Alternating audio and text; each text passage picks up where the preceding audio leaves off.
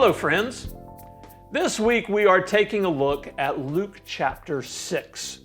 Before I mention a few of the details that come up in the midst of that, I think it's important to look at the bigger picture of what's going on with this chapter. Actually, at the end of chapter 5, it connects to this as well because that ended with the story of Jesus being questioned by the scribes and the Pharisees regarding fasting and why Jesus and his disciples do not apparently follow that practice. But then the very next paragraph at the beginning of chapter 6, it again has Jesus being questioned by the Pharisees, but this time for plucking grain from a field as they were passing through on the Sabbath. Now, it's helpful to know that it was not unlawful for travelers to pluck grain or fruit from a field that they were passing by as long as they didn't carry off a bunch of extra with them. I mean, after all, this was a day that there was not a Chipotle at the next exit down the street, so it was very lawful just to pick a little grain or fruit from a field that you were passing by to eat right there in the moment if you were hungry. It was also prescribed that a little of the crop should be left around the edges, especially for the local poor, not the travelers, but the local poor and those who are hungry to come and glean, as they said, to glean what was left in the field for their own use. So the scribes and the Pharisees weren't thinking about the disciples stealing or that was somebody else's property. No, these were prescribed and lawful things to take care of people. They were okay with all of that. Their issue was that the disciples were doing these things on the Sabbath. And the same thing comes up again a few verses later about Jesus healing a man who had a withered hand in the synagogue on the Sabbath. I think the bigger picture then is that these folks who thought of themselves as highly religious were growing increasingly opposed to Jesus. They seem to be sort of the law and order crowd of the bunch, not really acting out of love or understanding of their neighbors. And Jesus would certainly probably argue that they were clearly not focused on the kinds of things that God really cares about, namely what is best for people, what it means to love their neighbors, especially hurting people and hungry people that should be happening all the time. Those, Jesus would argue, are the most important things, not just following the rules. So in contrast to these religious folks who are growing increasingly opposed to Jesus and the things that he was doing, the things that he was teaching, are then the mention of really three other groups in sort of concentric circles, we discover. In verse 13, it says that Jesus called his disciples, and out of that group, he chose 12 of them to be apostles. So there's a small group of apostles who are really doing what Jesus instructs them to do. And then there's a larger group of disciples, and a disciple is one who is learning from and following a teacher. And in the Gospels, we hear that there's actually a pretty decent crowd of disciples who follow Jesus around as he travels.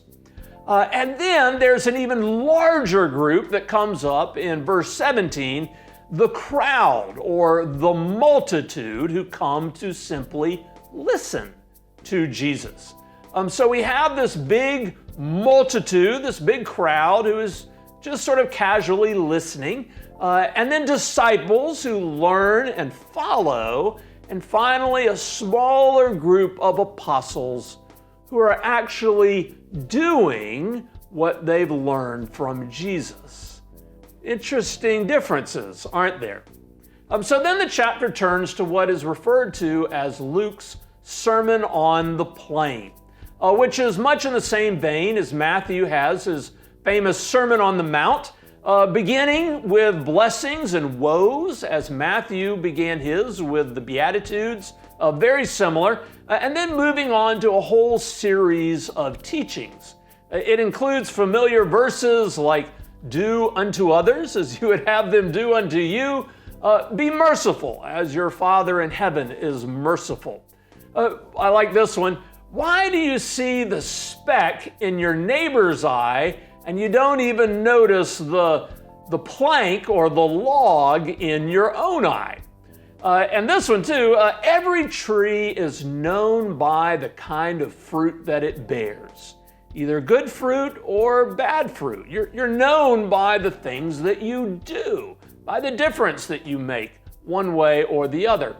And finally, the chapter concludes with the story of the wise man who built his house on the rock instead of the sand, and what happens when a storm blows in. So as you read each of these sections of teachings, you might think of them from the perspective of each of those different groups of people around Jesus. For example, when he taught about not judging others. If you were just in the multitude, kind of casually listening to this teaching about not judging, what would you think about it? On the other hand, if you consider yourself a disciple, really trying to understand better the ways of Jesus and trying to follow him and see the kinds of things that Jesus does, then what would you think about this teaching?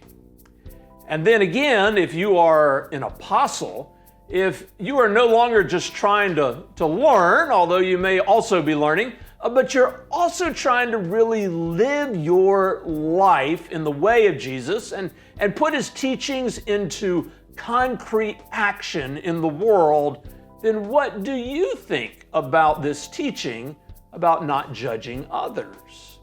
And finally, if you are a religious person, but one who is maybe more focused on the rules and doing things the right way, why might you actually feel opposed to Jesus' teaching about judging others? After all, Christians are sometimes well known for their judgment on other people and known more for what they are against than what they are for. Why do we get that reputation? Obviously, we have earned it. But why does the thought of being non-judgmental sort of get our hackles raised?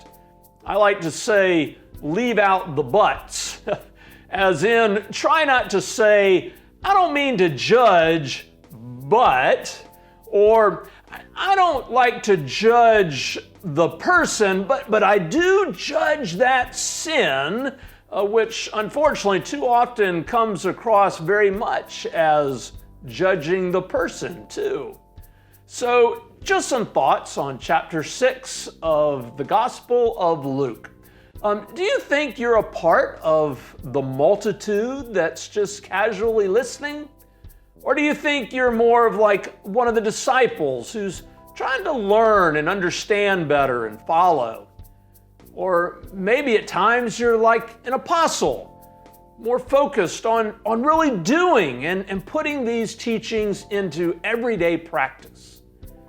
Or a religious law and order kind of person who's sort of resisting some of these teachings of Jesus. Why would that be?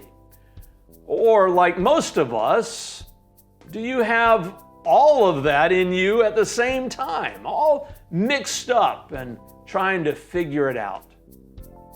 Friends, I hope you figure it out. But this week, as you read chapter 6, go in peace. Amen.